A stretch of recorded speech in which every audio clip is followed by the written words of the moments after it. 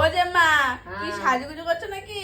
হ্যাঁ, কত মশাই কলপ করে দিচ্ছি যে এক জায়গায় যাবো, ভালো ড্রেস পরবে, চুলগুলো একটু পাকা থাকলে কেমন দেখতে লাগে না?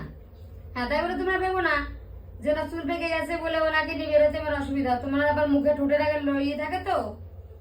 ও আরেকটা কথা, ব্যবসা ছেড়ে দেওয়া হয়েছে কারণ উনি, আমি শুনেছি কত বয়সে তুমি ব্যবসা করছো? 40-45 বছর।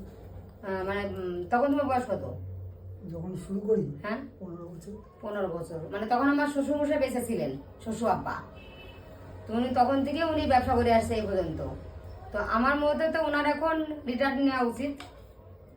তোমাদের মানে একটা বয়সে কাজ আর কত করবে? ছেলে মেয়ে নিজে দাঁড় করাতে না পারলেও জন্মটা তো দিয়েছে, জন্ম দিয়েছে, তাদের এখন একটা জায়গায় দাঁড়িয়েছে। এখন নিজ মা বাবা দুজনের ছুটি, আমি কোনো কাজ করবো না, ঘুরবা ফিরবা, খাওয়া দাওয়া করবে না। তাছাড়া আবার কি, এখন আর কোনো কাজ নেই, আর কি সংসার ছেড়ে দিয়েছি। সংসার বলতে কোনো না কি বলবো না আমি। হ্যাঁ, মাঝে মধ্যে যেমন মাছ টাছ নিয়ে আসলে, মটন নিয়ে আসলে, মা তুমি আজকে করো, যতটুকু পারি আমি করে দিই, চেষ্টা করি করার। কিন্তু তাই বলে ওই দায়িত্বের মধ্যে থাকবো না। ওই দায়িত্ব বলো। আমাদের দেখো কোথায় যাব, তোমরা তো জেনেই নিয়েছো, সবাই তোমাদের বলে দিয়েছে বউরা যে কোথায় যাব।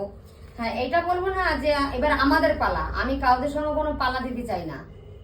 আমরা দুজনাই সংসার থেকে রিটায়ার নিয়ে নিয়েছি।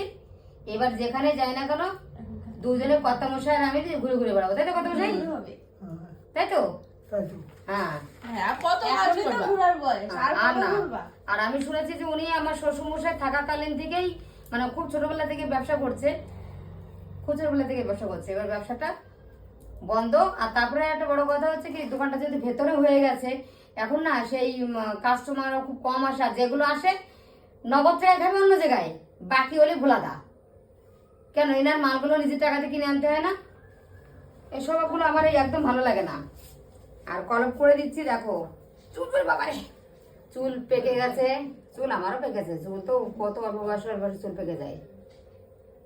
ওইটা নিয়ে কোনো ম্যাটার করে না।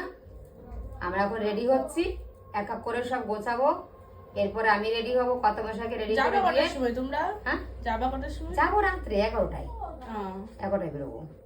আর এই তো দীঘা, এখান থেকে আমাদের রুম টুম সব কমপ্লিট হয়ে গেছে, এখন শুধু আমাদের পৌঁছানোর রেডি। আমাদের ভিডিও কল করবা? আচ্ছা ঠিক আছে, তোরা ভিডিও কল করবো তো, সবাইকে ডেকে নেবো, একসাথে থাকবি। আবার ওখানে গিয়ে কতটা নেটওয়ার্ক পাবো সেটা নিয়ে আছে কথা, ওটাই তো। বুঝলি তো? আবার ওখানে নেটওয়ার্কটা এখন দেখি, এখন যে রুমে থাকবো আশা করি সে রুমে ওয়াইফাই থাকবে, কিন্তু রুমে থাকলে তো হবে না, সেটা তো বাইরে থাকতে হবে। বাইরে থাকলে তখন ওয়াইফাইটা পাবো।